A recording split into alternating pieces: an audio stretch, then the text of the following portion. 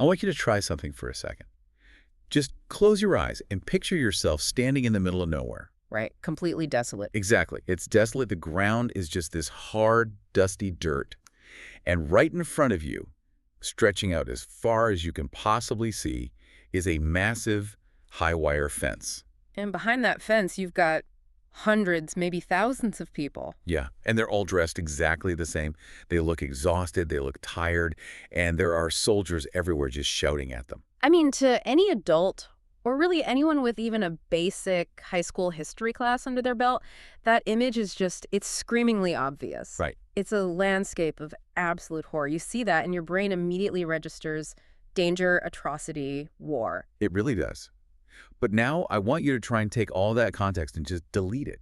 Delete everything you know about the 20th century. Which is hard to do. It is, yeah. Delete the politics, delete the war, the history books. And I want you to look at that exact same fence, but through the eyes of a 9-year-old boy. A very sheltered 9-year-old boy. Right. A boy who has literally never seen hardship a single day in his life. He looks at that tall wire fence, and he doesn't see a prison at all. Not even a little bit. No. He looks at it and thinks, wow, look at that farm over there. And look at all those people. They must be wearing their pajamas. I guess it's almost bedtime. It just creates this terrifying dissonance in your mind, doesn't it? It really does. Because you are standing there right on the edge of one of the absolute greatest atrocities in human history. Yeah.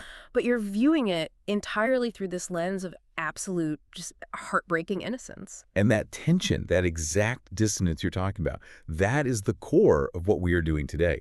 We are doing a deep dive into the source material that explores exactly this scenario. And it is a heavy one. It is. We are going to be unpacking The Boy in the Striped Pajamas novel by John Boyne.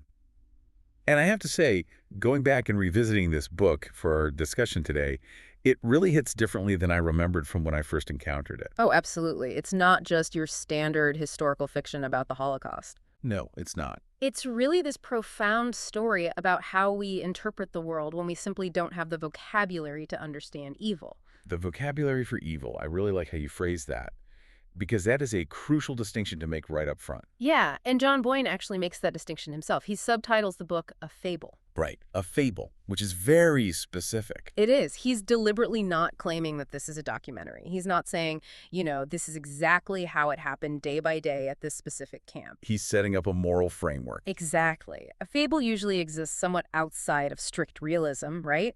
The whole point of a fable is to teach us something fundamental about human nature. Right, like Aesop's fables, they use animals to show human flaws. Here, Boyne is using a child's complete and total naivety. He uses that naive perspective to really dig into the arbitrary nature of hatred. The underlying question he's asking us is, if you aren't actively taught to hate someone, do those boundaries between us and them even naturally exist? And that is exactly our mission for this deep dive. We want to really unpack that massive collision between pure innocence and the ultimate mechanized evil. We're going to get into the mechanics of indoctrination. Yes, and we'll be talking about friendship springing up in the unlikeliest, darkest of places. And we are definitely going to spend a good amount of time on that ending. Oh man, that ending. It really just stays with you forever. It does. It permanently alters your brain chemistry. So let's rewind a bit. Let's start right at the beginning of the text because we need to set the stage. The contrast in this story is literally everything. It's the whole foundation. Right. So we start with our protagonist, Bruno. He is 9 years old, and he lives in Berlin. And let's be honest, his life in Berlin is pretty incredible. It's that time. It's not just a good life, it's an incredibly privileged life. Bruno is very much a child of the elite upper class. Yeah, and Boyne does this brilliant job of establishing Bruno's entire worldview through these very small, very specific, childish priorities. He isn't worried about the geopolitical state of Europe. Not at all. He's worried about his 3 best friends for life. Carl, Daniel, and Martin. Right, the most important people in his universe. Exactly. And he's highly concerned with the architecture of his house, specifically the banister. Oh, the banister, yeah. I loved that detail in the source material. It felt so incredibly authentic to how a 9-year-old kid actually thinks. Because he literally judges the quality of his entire living situation based on how good the main staircase banister is for sliding down. Right, from the very top floor all the way down to the bottom. And his house in Berlin is an absolute masterpiece if you are a child. It is massive. 5 whole floors. Right, 5 floors, especially if you count the basement and that little room all the way at the top. The one with the slanted windows where he can look out across the whole city of Berlin. It's full of these little nooks and crannies to explore. It's essentially this warm, totally secure, completely impenetrable bubble. It is. But here's the thing that really struck me on this read-through, something that maybe you miss when you're younger. Bruno has absolutely no idea what his father actually does for a living. Which is just wild when you stop to think about it. Right. Because we, as the reader, we find out pretty quickly that his dad is a very high-ranking Nazi officer. But Bruno, he just knows that dad is important. Yeah, it's this ultimate don't ask, don't tell situation, but applied to their own children. Bruno knows his father wears a fantastic uniform. That's how he describes it, a fantastic uniform. He notices that the other men, the other soldiers with fantastic uniforms, they treat his father with this very specific mix of total awe and genuine fear. And he constantly hears people say that his father is a man to watch. A man to watch. Yeah. That specific phrase is doing so much heavy lifting in the early chapters. It really is. Because in the historical context of Nazi Germany, being a man to watch means you are brutally efficient. You are deeply loyal to the party. Exactly. And you are likely completely ruthless. It means you are rapidly rising through the ranks of the SS. But to a 9-year-old Bruno, a man to watch just means dad is super busy all the time. It means dad has an office on the ground floor of the house that has a very strict rule attached to it. Right, that rule is literally capitalized in the text. Out of bounds at all times, and no exceptions. That phrase comes up so often it becomes a mantra for Bruno. Out of bounds at all times, and no exceptions. It's almost like the very first fence that Bruno ever encounters is actually built right inside his own home. That is a great way to look at it. He is already being trained very subtly to accept that there are restricted zones, there are places he simply cannot go, and there is information he is absolutely not allowed to know. Precisely. He's being conditioned to follow authority without ever questioning the why behind it. But this beautiful, safe bubble of Berlin comfort, it bursts pretty abruptly. It really does. One day he comes home from school, probably getting ready to slide down that banister, and he walks in to find the family maid, Maria, touching his things. She is packing his belongings into boxes.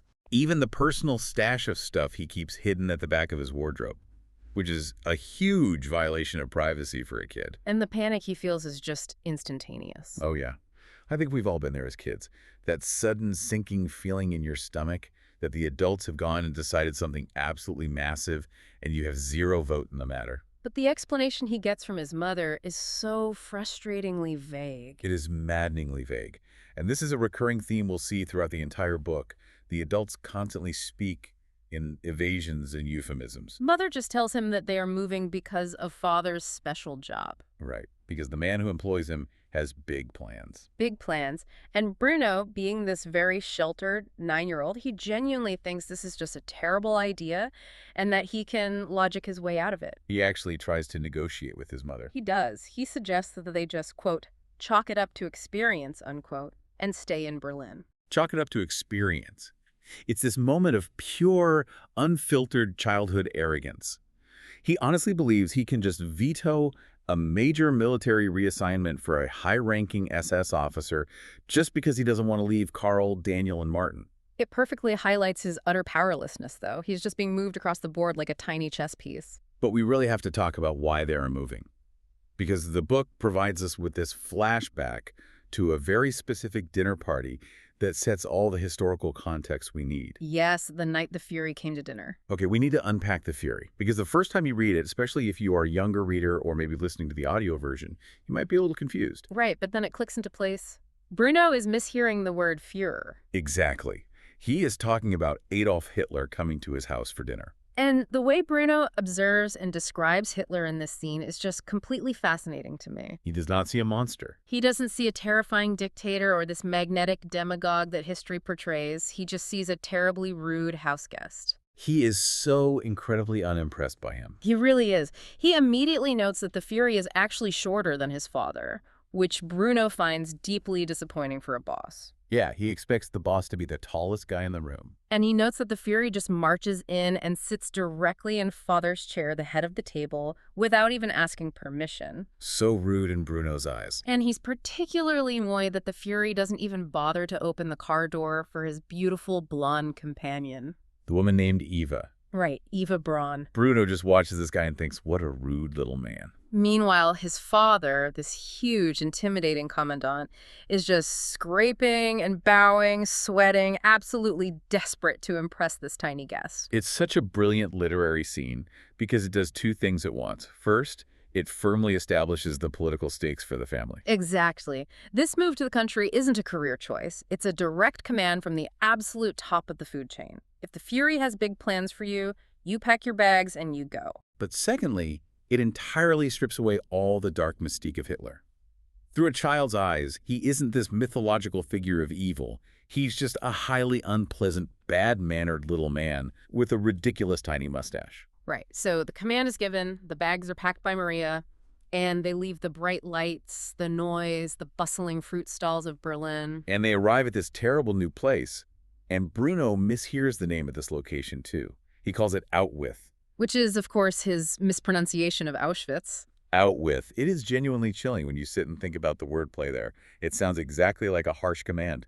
Out with you. It does. And Gretel, his older sister, who is 12, about to turn 13. Right, the one Bruno calls trouble from day one. Exactly. Trouble from day one. She actually comes up with her own theory about the name Out With. She confidently tells Bruno that it probably means out with the old people and in with the new people who live there now. Oh, man. It's this incredibly dark, completely unintentional irony. She has no idea. She is essentially describing the function of a death camp, but she is accurately describing the sheer mechanical mechanism of replacement and removal that the camp is designed for. So they arrive at Out With. Mm. And the contrast between their life in Berlin and this new reality is just violent. It is a total sensory deprivation for them. Berlin was vibrant. There were frothy drinks, people laughing in the streets, busy markets. Out With is just desolate. That is the one word that keeps coming up in his internal monologue. Desolate. It is cold. The new house is significantly smaller. Only 3 floors. Which Bruno finds to be a deeply personal insult. How dare they only give us 3 floors? But it's the overall atmosphere that really gets to him. There are no other houses around. There are absolutely no streets to explore. There are no smiling people walking by. And inside this new, smaller house, the mood is immediately awful. The servants are constantly whispering and looking over their shoulders. There is this angry, deeply unhappy old waiter named Pavel who just kind of shuffles around the dining room. But the absolute most important moment in this early section, the moment the entire narrative pivots on, is when Bruno and Gretel go up to his new bedroom and look out the window. This is the view. Yes. In any normal childhood story, a kid looks out their new bedroom window and they see possibility.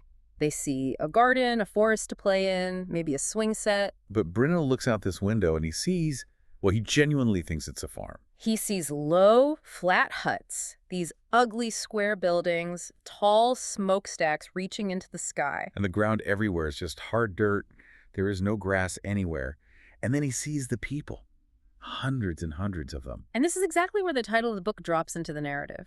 He notices that every single one of these people is wearing the exact same clothes. Gray striped pajamas and gray striped caps. He is genuinely deeply baffled by this. He turns to Gretel and asks her, why don't they ever change their clothes? It's the pajamas interpretation that just really breaks your heart into pieces. Because to a modern ear, the moment we hear the phrase striped uniforms, we freeze. We know exactly what that visual means. But Bruno sees standard sleepwear.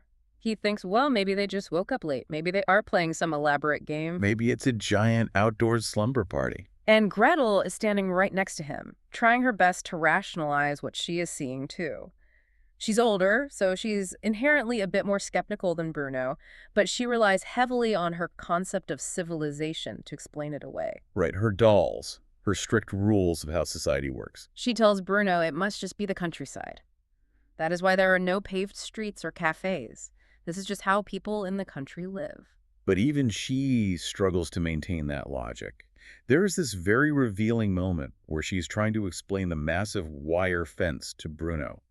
She tells him the fence is there to stop them from coming over here to the house. But when Bruno naturally asks her who they are, she doesn't actually have a clear answer at first. She stumbled over it. She eventually just settles on calling them the Jews. And she proudly defines herself and their family as the opposite. The opposite. We really need to pause on that specific phrase for a second. Let's do it. That is such a powerful, distinctly childish, and yet terrifyingly accurate description of exactly how hate groups and fascist ideologies function. Right. If the people behind the fence are the other, the designated enemy, then we must logically be the opposite of whatever they are. We don't even need to define ourselves by what positive traits we actually possess. Exactly. We don't need to say we are good or we are kind or we are righteous. We just need to loudly declare that we are not them. It is a completely binary worldview. Us versus them, the opposite. So you have this grand house sitting literally right next to a death camp. The fence is just right there, a stone's throw away. And inside this house, the family dynamic starts getting incredibly warped. Let's spend some time talking about Father, the commandant. Father is a fascinating, disturbing character study in extreme compartmentalization. Yes, because to Bruno, he's distant, sure. He's a very strict disciplinarian. But he is also occasionally quite warm. He takes the time to come into Bruno's room to say goodnight. He clearly wants his son to respect him and look up to him. But then he turns around, goes into that out-of-bounds office, shuts the heavy oak door, and spends his day orchestrating mass murder. There is a pivotal scene early on where Bruno actually gathers his courage and challenges him. Or, as much as a 9-year-old boy can possibly challenge an SS commandant. He goes into the office and asks Father directly about the people living in the huts outside his window. He says, "Who are those people outside?" And Father's answer to that question, it just gives me absolute chills every single time I read it. It's horrifying. He looks at his son and says, "They're not people at all, Bruno. At least not as we understand the term." Not as we understand the term. Yeah. That is the literal textbook definition of psychological dehumanization. It is the absolute necessary psychological trick required for genocide to occur. Right. Because you cannot systematically murder thousands of actual human beings all day and then casually go home, sit at the dinner table, and kiss your children goodnight. It's psychologically impossible. You have to fundamentally convince yourself that the people you are killing are something entirely else. Something lesser, something vermin-like or purely abstract. And he is very deliberately trying to pass that exact same lesson on to Bruno in that moment. He is essentially telling him, do not waste your empathy on them. They do not matter. They are not like us. But while Father is hardening himself and fully embracing the ideology, Mother is slowly crumbling under the weight of it all. Yes, Mother represents a completely different kind of tragedy in this narrative. She is the person who clearly sees the cracks in the facade, but she feels entirely powerless or perhaps just entirely unwilling to actually do anything to stop it. She starts self-medicating heavily. She takes frequent medicinal sherries throughout the day. Lots and lots of afternoon naps. Her eyes are always described as being red-rimmed, like she's been secretly crying. She is constantly trying to, quote, make the best of a bad situation, unquote, as she keeps telling Bruno. But the underlying reality of living 50 yards from a death camp is just actively eating her alive from the inside out. She isn't stupid. She knows exactly what that smoke coming from the stacks actually is. She knows the smell. She knows. And then there's the third wheel, driving this toxic family dynamic, Lieutenant Kotler. Right. If Father is the so-called good soldier, projecting this calm, rational, authoritative demeanor, Kotler is the bad soldier. Kotler is the monster that Bruno can actually see. Exactly. Father is the monster Bruno can't see, because Father hides his violence behind paperwork and closed doors. Kotler puts it right out in the open. Kotler is young. He has this perfect blonde hair. He wears way too much overpowering cologne. And he is just purely, casually sadistic. Bruno intrinsically hates him from the very first moment they meet. There is a specific incident in the book that really cements Kotler's true nature for the reader. Kotler sees a stray dog barking near the fence line, and he just pulls his gun and shoots it. Without a second of hesitation. Just casual cruelty. And the way he treats Paul, the old Jewish waiter who serves them dinner, he calls them names that I obviously cannot repeat here. He just radiates this pure nastiness. And yet, despite all of that, Kotler is always hovering around the house. He is constantly flirting with Gretel. Which heavily influences her development. She wants to impress him so badly that she literally puts away all her childhood dolls in bags and starts aggressively pinning news maps of the European war effort all over her bedroom walls. She is mimicking his extreme ideology just to get a smile out of him. And even more disturbing, Cutler is constantly having these quiet, whispered conversations with Mother in the living room whenever Father is away at the camp. He acts as this deeply destabilizing force inside the home. But speaking of Pavel, we really need to shift and talk about him for a bit. Yes, Section 4 in our deep dive. Pavel and the hidden humanity. This is where genuine humanity finally manages to break through the rigid cracks of the Nazi facade they've built. So Bruno is incredibly bored. There is no one to play with. He decides he's going to build a tire swing. Right. He finds an old tire, ties it to a thick branch on a tree in the yard, and inevitably, because he is a kid playing alone, he swings way too high, loses his grip, and falls hard onto the ground. He cuts his knee open pretty badly. Now, Father is away at the camp. Mother is out somewhere. Lieutenant Cutler, thankfully, isn't around. So who rushes out to help this crying boy? Pavel? The angry, shuffling old waiter. The man whose daily job is to sit outside and peel a mountain of potatoes for the family's dinner. Pavel drops what he's doing, comes out, picks Bruno up, carries him right into the kitchen, and starts carefully washing and bandaging the wound. He is incredibly gentle. Yeah. And he clearly knows exactly what he is doing with the medical supplies. And Bruno, watching him work, asks him, "How do you know how to do this so well?" And Pavel just quietly, almost defeatedly, reveals to him, "I used to be a doctor." And Bruno's mind just cannot compute that information. It physically breaks his brain a little bit. Right, because in Bruno's Berlin-centric worldview, if you are a doctor, you are a highly respected member of society. You wear a crisp white coat.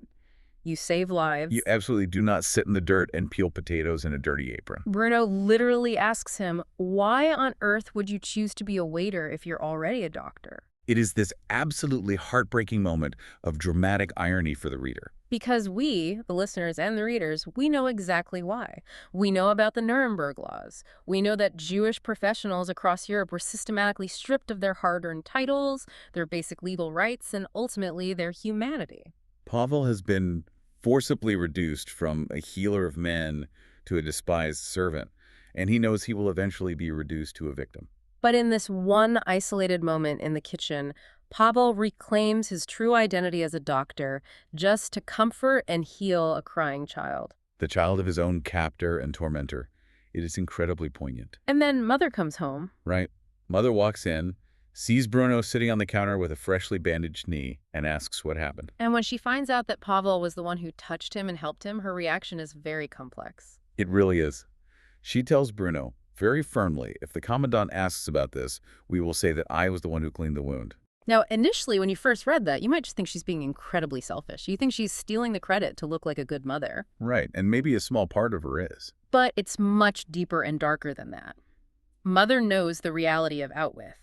She knows that if Father, or especially if Cutler, finds out that a Jewish prisoner dared to put his hands on the commandant's pure German son, even to heal him, Pavel would be dragged out and killed. Immediately. No trial, no questions. So in that moment, Mother is actually protecting Pavel in her own incredibly warped, quiet way. But at the same time, it heavily highlights her complete complicity in the nightmare. She is fully willing to live within this murderous system. She's willing to benefit daily from Pavel's forced servitude, and she just lies to maintain the surface-level peace of her household. But the simmering violence against Pavel, it doesn't manage to stay hidden forever. No, it boils over. Later in the book, there is this incredibly tense dinner scene. Pavel is serving wine. He's very old. He's incredibly weak, probably severely starving, and his hands are shaking violently as he tries to pour. And the inevitable happens. He slips, and he spills a bottle of red wine directly onto Lieutenant Cutler's lap. And Cutler's reaction is just immediate explosive violence. What's masterful here is that Boyne, the author, doesn't actually describe the physical beating graphically. It doesn't show the blows. Which somehow makes it almost worse in your imagination. He focuses entirely on the paralyzed reactions of the family members sitting at the table. Bruno starts crying hysterically. Gretel goes completely pale and freezes. But nobody stops it. That silence, that is the part that just gets me every time. Father just sits there at the head of the table. Mother sits there. They just let Cutler beat this frail old man to death, or near death, right in their dining room. It really drives home the absolute inescapable brutality of the world Bruno has been dropped into. It teaches Bruno a very harsh lesson. The strict rules of politeness and common decency that he was taught back in Berlin simply do not apply here at Outwith. Violence is the default response to any mistake here. It is a very hard, traumatic lesson for a kid. But amazingly, amidst all of this suffocating darkness inside the house, Bruno manages to find a small spark of light outside. Or rather, he finds a friend. Which brings us to section 5 of our outline, the friendship. Bruno is desperately lonely. He decides he is going to go exploring along the perimeter, even though he has been explicitly told by his parents that exploration is strictly banned. He walks a long way along the wire fence, and eventually he sees something in the distance. I love the specific progression of the text here. He sees a dot that became a speck, that became a blob, that became a figure, that became a boy. It perfectly captures the distance, both the literal physical distance across the dirt, but also the massive metaphorical distance that he's slowly closing as he walks toward him. And he finally meets Shmuel. Shmuel is just sitting there on the hard ground, cross-legged, right behind the wire. He is barefoot in the dirt, he is wearing the gray striped pajamas, and he has the Star of David armband on his sleeve. And visually, when they finally look at each other, they are a massive shock to one another's systems. Bruno is the picture of health. He is well-fed, he has rosy cheeks, he's wearing sturdy leather boots and a warm coat. Shmuel is gray. His skin is literally described as gray. He looks like a living skeleton. His eyes are huge and incredibly sad, described as looking like giant caramel candies in his gaunt face. But despite the stark visual differences, they sit down and they start talking through the wire. And the very first thing they discover is this totally wild coincidence. They share the exact same birthday. April 15th, 1934. Now, obviously, that is a heavy-handed literary device by the author, but it serves a very clear, vital purpose for the fable. It firmly establishes these two boys as twins. They are mirror images of each other. If you stripped away the striped uniform and the nice clothes, and you tore down the wire fence between them, they are fundamentally the exact same boy. The only real difference between them is the random circumstance of their birth. One happened to be born to an ambitious German officer, and one happened to be born to a humble Polish watchmaker.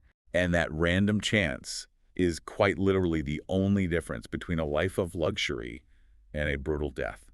The conversations these two boys have over the next few months are they're physically painful to read sometimes because of Bruno's sheer ignorance. Bruno sits there and complains bitterly about his new house only having 3 floors instead of 5. And Shmuel counters by talking about how his entire family was forced to live in one tiny room with 11 other people in the ghetto. It's agonizing. Bruno complains about the comfortable train ride from Berlin to Outwith, whining that there was no buffet car to get snacks. While Shmuel quietly describes being packed into a windowless cattle car, crowded together so tightly they couldn't breathe, people getting violently sick, people literally dying while standing upright because there was no room to fall. And Bruno's response to that horror story, he literally says, "Well, you should have just gotten on my train. We had plenty of empty seats." Oh man, you just want to reach through the pages and shake him. You really do. Wow. I'll grab him by the shoulders and yell, "Open your eyes and look at the boy sitting in front of you." Bruno constantly parrots the propaganda he hears from father too.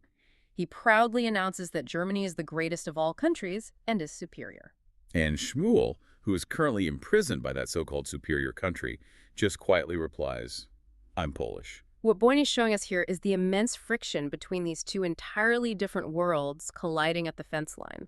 Bruno's world is entirely defined by unearned comfort and arbitrary, unthinking national pride. While Shmuel's world is defined entirely by daily trauma and the desperate struggle for basic survival. The wire fence is the physical manifestation of that massive divide.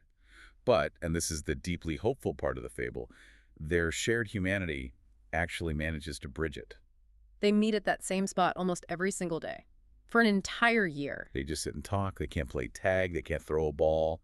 Bruno starts sneaking food out of his kitchen when he can. A piece of bread, some cheese. But even after a year, Bruno remains so deeply oblivious to the reality.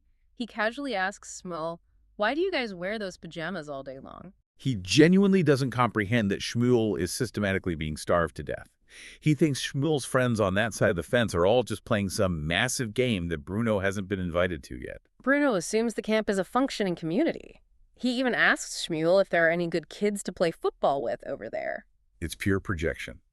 He is projecting his own safe, normal life onto Shmuel's nightmare because his 9-year-old brain simply cannot conceive of a reality where adults intentionally imprison and murder children. His mind acts as a shield, protecting him from the truth. He forces all the horrific evidence he sees to fit neatly into the familiar shape of a normal childhood. But that innocent friendship gets tested in a truly brutal way. This brings us to Section 6, the betrayal in the kitchen. This is the exact moment where the story stops being a slightly sad tale of misunderstanding and shifts into something truly devastating. This is where Bruno's willful innocence stops being cute and actually becomes dangerous. Right. Shmuel is unexpectedly brought into the commandant's house to polish the fine crystal glasses for father's upcoming birthday party. And the reason he is chosen for this task is incredibly grim. He is chosen because he has, quote, tiny fingers, unquote. Think about the absolute sickening cynicism of that for a second. The Nazis are using a starving, dying child's emaciated hands to polish the crystal for their lavish celebration. Bruno walks into his kitchen and is shocked to find Shmuel sitting at the table. It is the very first time they are in the same room, without the wire fence separating them. And Bruno does something very interesting here. He reaches out and compares their hands side by side. Yes, he puts his hand flat on the counter right next to Shmuel's. And he notes that his own hand is healthy. It's plump, it's pink, it's visibly full of warm blood. And Shmuel's hand looks exactly like a dying twig. It is the very first time the stark, physical reality of Shmuel's horrific condition actually pierces through Bruno's protective bubble. He looks at that gray, bony hand and finally realizes, wait a minute, he's not just skinny, he is actively dying. So Bruno goes to the fridge and generously gives him several large pieces of cold chicken. Shmuel is terrified of being caught. Yeah.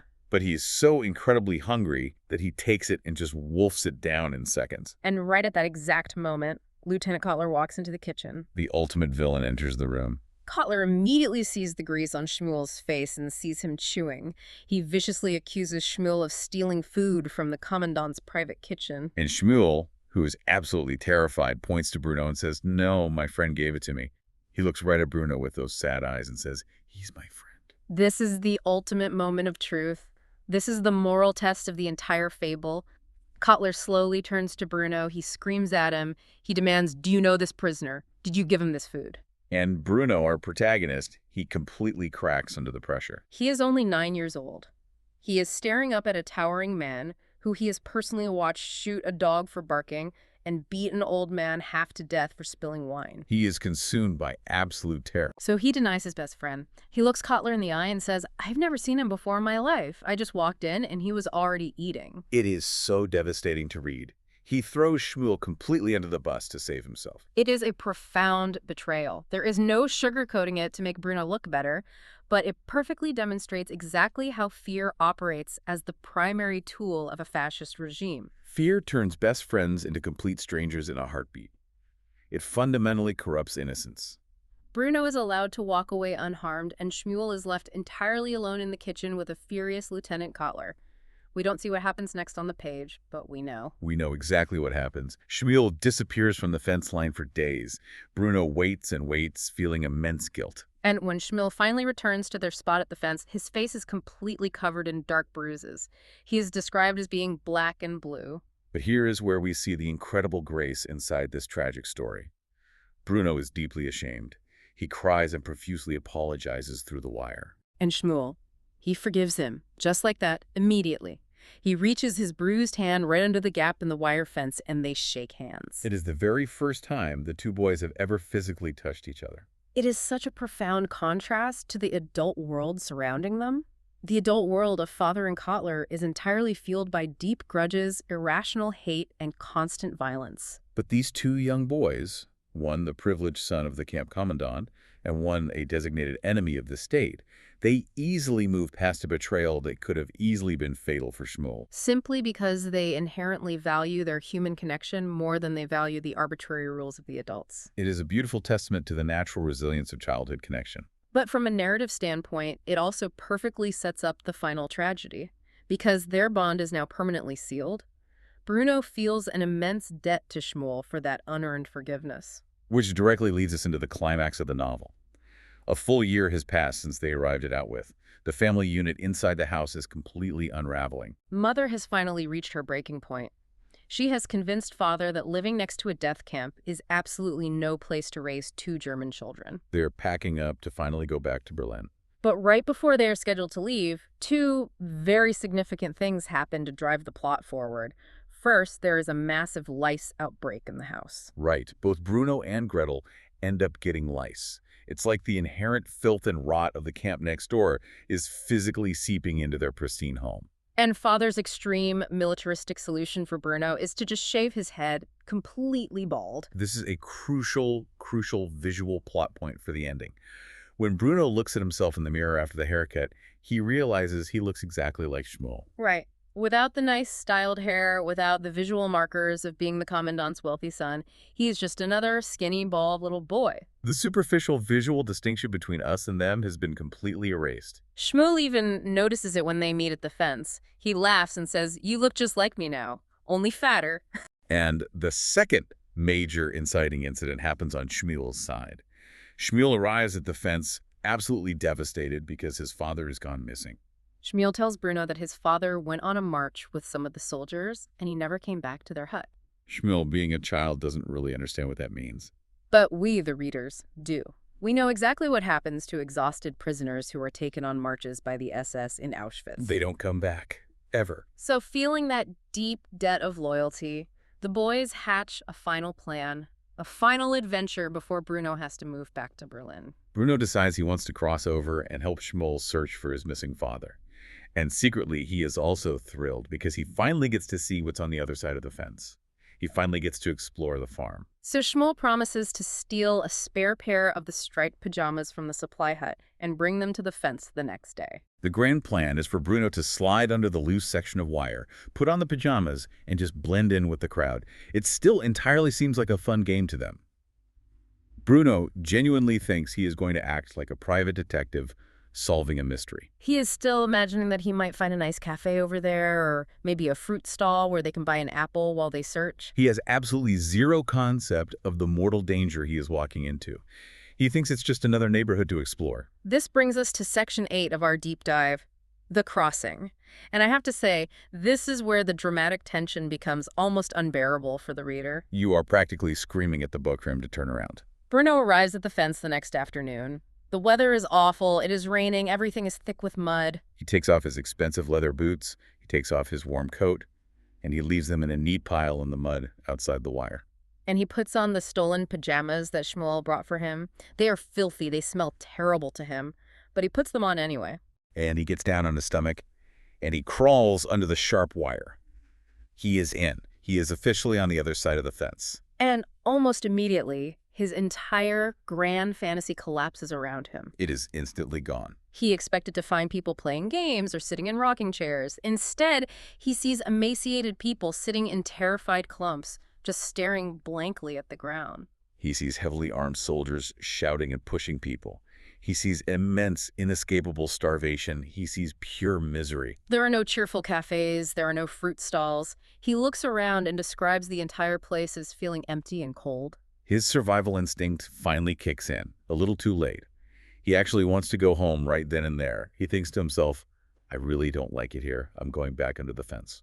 But he made a solemn promise to Shmuel, and he refuses to abandon his best friend a second time. So they begin their search. They walk through the camp looking for Shmuel's father, but obviously they find absolutely no trace of him. And then the piercing sound of whistles blows across the camp. Soldiers suddenly surround their section of the huts. The sky goes completely dark as a torrential rainstorm breaks overhead. And the two tiny boys are suddenly swept up into a large, frightened group of prisoners. They are being forced to march forward. And even now, Bruno's innocence tries to protect him. He assumes that because it is raining so hard, the guards are marching them indoors to keep them out of the cold. He honestly thinks the brutal SS soldiers are just being considerate of their health. He thinks, oh good, we're going inside to a warm room to wait out the storm. They are herded tightly down steps and packed into a long concrete room. It is very warm inside, and it is completely airtight. The heavy metal doors are slammed shut behind them, and you hear them lock from the outside. And the sheer panic immediately starts to ripple through the adults packed inside the room. People begin screaming and pushing. But Bruno still doesn't understand the source of their panic. He just knows that it is dark, and he is scared, but he is firmly holding Shmuel's hand. This final moment between the two boys, it destroys me every single time I read it. It is so quietly devastating. Bruno looks over at Shmuel in the dim light and says, you're my best friend, Shmuel. My best friend for life. And they hold on tight. The source text specifically says, and then the room went very dark, and somehow, despite the chaos that followed, Bruno found that he was still holding Shmuel's hand in his own, and nothing in the world would have persuaded him to let it go. And that is it. That is the end of their story. The door closes. The darkness completely falls over the narrative. Boyne makes a very deliberate, powerful choice here. He doesn't describe the gas coming out of the vents. He doesn't graphically describe the physical agony or the dying screams. He just lets the scene fade into a suffocating blackness. It is the implicit horror of that fade to black that creates such a massive emotional impact. Because we don't need the author to explain it to us. We know what a gas chamber is. We know exactly what happened to those two boys in the dark. The sudden silence of the text perfectly mirrors the heavy, dreadful silence of the historical aftermath. And that aftermath is incredibly haunting. It brings us to our final section, section 9.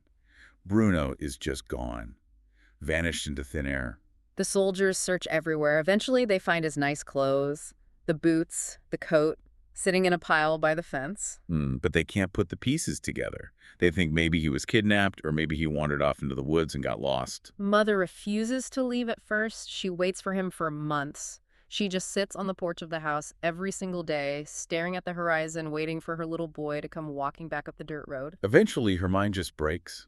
She moves back to Berlin on the desperate, irrational hope that maybe he somehow found his way back to their old house. Gretel is left alone to cry for the brother she used to constantly annoy. But Father's fate is the true poetic justice of the fable.